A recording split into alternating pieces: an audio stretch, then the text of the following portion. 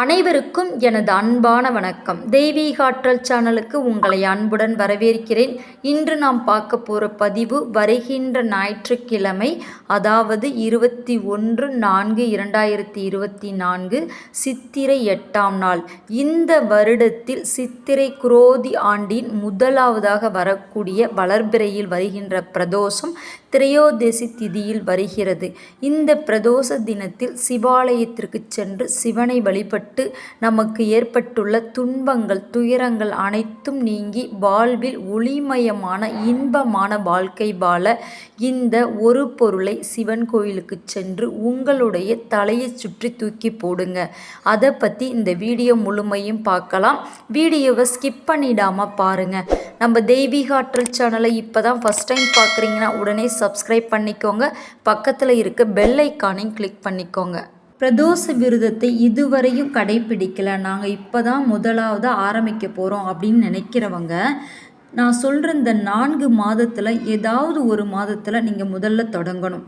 அதாவது சித்திரை, வைகாசி, ஐப்பசி, கார்த்திகை இந்த 4 மாதங்களில் முதலாவதாக வளர்பிறையில் வரக்கூடிய பிரதோஷ தினத்தில் நீங்கள் பிரதோஷ விரதம் இருந்து சிவனை வழிபட்டு வந்தால் நீங்கள் நினைத்த காரியம் எதுவாக இருந்தாலும் ஒரு வருடத்திற்குள் நிறைவேறும். சிவனை வழிபடுவது என்பது சுலபமான காரியம் கிடையாது. சிவன் யார் மேல் அதிகமான அன்பும் அக்கறையும் வச்சிருக்காரோ அவர்கள்தான் சிவனை மனசார வேண்டி விரதம் இருந்து அவரை வேண்டிக் கொள்வார்கள். சிவன் விரும்பினால் மட்டும்தான் சிவனுடைய அருள் கட்டாயம் கிடைக்கும். சிவ பூஜை செய்கிறோம், நாங்கள் விரதம் இருக்கிறோம் அப்படின்னு நினச்சி இருந்தீங்க அப்படின்னா உங்கள் மேலே சிவனோட பார்வை பற்றுச்சு அப்படின்னு தான் அர்த்தம். சிவனோட பார்வை இருந்தால் மட்டும்தான் அந்த சிவனுடைய அருளை பெற முடியும். உண்மையான பக்தியுடன் சிவனை சரணடைந்தால் அவரின் பரிபூர்ணமான அருளை பெற்றுவிடலாம். சிவபெருமானுக்கு உரிய முக்கியமான விரதங்களாக 8 சொல்லப்படுது.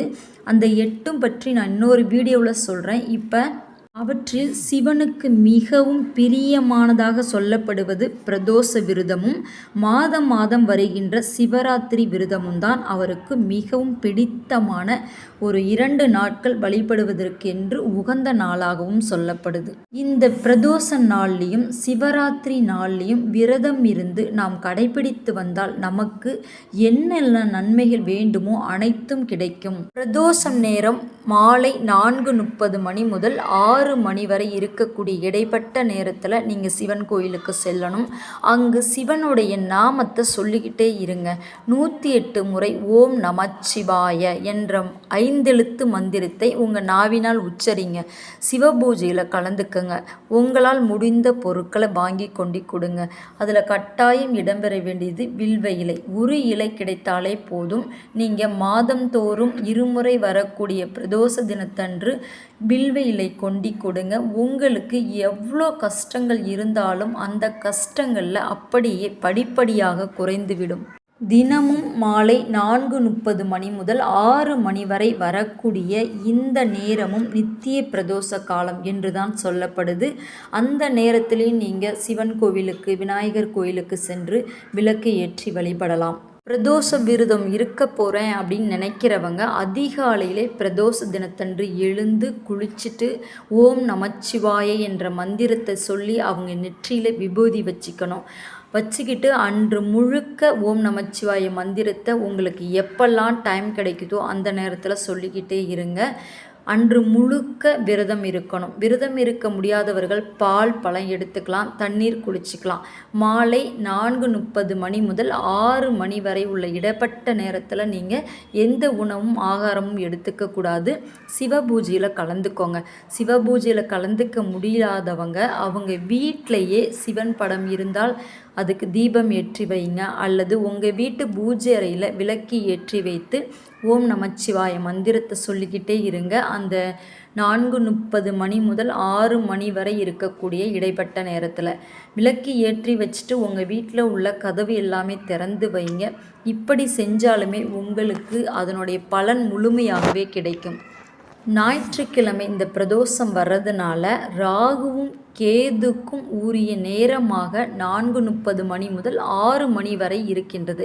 அந்த நேரத்தில் நீங்கள் ராகு கேது தோஷம் இருக்கிறவங்க சிவன் கோவிலில் தீபம் ஏற்றி வச்சு வழிபடலாம். ஏன்னா ராகுவோட தோஷம் நீங்கி கல்வி, உடல் ஆரோக்கியம், பதவி உயர்வு, உத்தியோகம், வியாபார முன்னேற்றம் இது அனைத்துமே மிகவும் சிறப்பாக இருக்கும். துர்க்கை அம்மனுக்கு அன்று நீங்கள் தீபம் ஏற்றி வச்சு வழிபடலாம். ஞாயிற்றுக்கிழமை வருவதனால அந்த நேரத்தில் ராகுவுக்கும் கேதுக்கும் உகந்த நேரமாக சொல்லப்படுது. அதோடு சேர்ந்து பிரதோஷமும் வர்றதுனால ராகுவோட பார்வை, கேதுவோட பார்வை எல்லாமே குறைஞ்சிரும் அப்படின்னும் சொல்லப்படுது. ஞாயிற்றுக்கிழமை அன்று நீங்கள் சிவன் கோவிலுக்கு சிவ பூஜைக்கு போகும்போது உங்கள் வீட்டில் இருந்து 16 மிளகு எண்ணி எடுத்துக்கோங்க. 16 மிளகு எடுத்துக்கிட்டு போயிட்டு சிவ பூஜையில் பிரதோஷ நேரத்தில் கலந்துக்கோங்க. கலந்து முடிந்த பிறகு நீங்கள் பிரசாதம் எல்லாம் வாங்கிக்கிட்டு வெளியில் வரும்போது நந்தி பகவானுக்கு முன் நின்று கொண்டு உங்களோட கையில், வலது கையில் 16 மிளகையும் வச்சுக்கோங்க. வச்சுக்கிட்டு உங்கள் தலையை சுற்றி கிழக்கு முகமாக திரும்பி நின்று, எங்கள் வீட்டில் உள்ள கடன்கள் அனைத்தும் தீரணும், செல்வம் பெருகணும், உடல் ஆரோக்கியம் கிடைக்கணும், முன்னேற்றம் ஏற்படணும் அப்படின்னு சொல்லி நீங்கள் மனசுக்குள்ளே வேண்டிக்கிட்டு ஓம் நமச்சிவாயத்தை 3 முறை உச்சரிங்க. அதன் பிறகு நந்தி பகவானுக்கு பக்கத்தில் நின்று நீங்கள் வச்சிருக்கிற அந்த மிளகு 16 மிளகையும் நீங்கள் எடுத்து 4 மிளகு முதல்ல எடுத்துக்கோங்க. எடுத்து ஈசானி மூலை என்று சொல்லக்கூடிய சனி மூலை அப்படின்னு சொல்லுவாங்க. அந்த மூலையில் நீங்கள் கையில் 4 மிளகு மட்டும் எடுத்து உங்கள் தலையை சுற்றி அந்த 4 மிளகு அந்த பக்கம் போட்டுருங்க. அடுத்ததாக குபேர மூலை, அதாவது பிள்ளையார் மூலை அப்படின்னு சொல்லுவாங்க, குபேர மூலைன்னு சொல்லுவாங்க. அந்த மூலையில் நீங்கள் உங்கள் தலையை சுற்றி 4 மிளகு எடுத்து அந்த திசையில் தூக்கி போட்டுருங்க. அடுத்ததாக 8 மிளகு இருக்கும். அதில் 4 மிளகை எடுத்து அக்னி மூலை, தஞ்சாறு மூலைன்னு சொல்லுவாங்க, அந்த மூலையை பார்த்து தலையை சுற்றி நீங்கள் நின்று தூக்கி அப்படியே போட்டுருங்க தலைக்கு பின்னாடி.